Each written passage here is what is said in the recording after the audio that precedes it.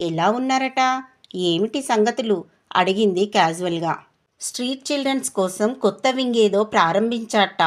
ఆ పిల్లల ఆటల్ని చూస్తూ మా తాతలు బామ్మలందరూ చాలా ఉత్సాహంగా ఉంటున్నారా అంటున్నాడు అన్నారు చిరునవ్వుతో. "హుం, ఎవరి పిచ్చి వాళ్ళకు ఆనందం" అంది పార్వతమ్మ పెదవి విరుస్తూ. ఆశ్రమానికి మళ్ళా మనల్ని ఒకసారి వచ్చి వెళ్ళమని పదే పదే ప్రాధేయపడుతున్నాడే పార్వతి. ఈ ఎప్పుడు పాడే పాటే కదా. వాడా ఆశ్రమానికి ఎన్ని హంగులు ఏర్పరుస్తున్నాడో, ఎలా తీర్చిదిద్దుతున్నాడో మనకు చూపించాలని వాడి తాపత్రయం. ఓసారి వెళ్ళి 10 రోజులుండొస్తే పోలా, ఒప్పుకొమ్మన్నట్టు అన్నారు పరంధామయ్య గారు. భలేవారే, నాకెక్కడ కుదురుతుంది చెప్పండి. ఎండలు ముదురుతున్నాయా? ఏటికి సరిపడా పప్పులన్నీ తెప్పించుకోవాలా, ఎండబెట్టించి డబ్బాలకెత్తించాలా అన్నట్టు ఒడియాలవి పెట్టుకునే పనొకటుంది కదా. అవునవును. ఆ తర్వాత ఊరగాయల కాలం వచ్చేస్తుందా, మిరపకాయల ముచ్చికలు తీసుకోవాలా. భార్య వెతికే సాకుల లిస్టుకి కొసగా తానొక్కటి జత చేస్తూ నవ్వారాయన. ఆయనకు తెలుసు భార్యకు అక్కడికి రావడం ఇష్టముండదని. మొదట్లో ఒకసారి తీసుకెళ్లారు. వయసు మల్లబోతున్న పార్వతమ్మలో యవ్వనపు చురుకుతనం తరగలేదు.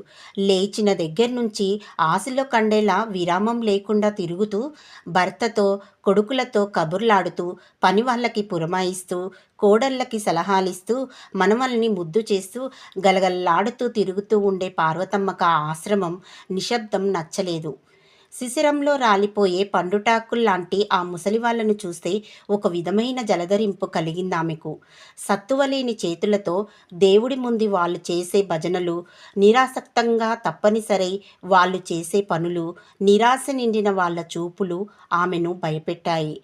అప్పట్నుంచి ఆశ్రమం పేరెత్తినా వెడదామన్నా మల్లె చెట్టుకు ఆకులు గిల్లాలని, కోడలి వదినగారి చెల్లెలికి సమర్థసారి తీసుకువెళ్ళకపోతే బాగుండదని, ఇలాంటి చాలా చాలా ముఖ్యమైన విషయాలు గుర్తుకొస్తుంటాయి ఆమెకి. తలుపు మాత్రంగానే హడలు పుట్టినట్టు భుజాలు కుదించి వదిలిన భార్య విన్యాసం చూసి దీర్ఘంగా నిట్టూర్చారు పరంధామయ్య గారు. అయినా ఈ ఇల్లు, నా బుజ్జి మనవలు, వాళ్ళిచ్చే తీయ తీయని ముద్దులు, ఇవే నా స్వర్గం. వేరే నందనవనాలు, ఆశ్రమాలు నాకెందుకు చెప్పండి అంటూ వెనక్కి తిరుగున్న మనమరాలు మంజుల మొహాన్ని ఎదురకు తిప్పుకొని బుగ్గలు పునుకుతూ, చెప్పరా చిట్టి తల్లి, తాత నన్నెక్కడికో రమ్మంటున్నారు, వెళ్ళనా మరి అని అడిగింది ముద్దు ముద్దుగా. వద్దు వద్దు, దాది నాది, తీసుకెళ్ళొద్దు. తల అడ్డంగా ఊపుతూ 2 చేతులతోనూ పార్వతమ్మ మెడ పెనవేసి గారాలు పోయింది మంజుల. మురిసిపోయింది పార్వతమ్మ. పరంధామయ్య గారి బాల్యమిత్రుడు సర్విశెట్టి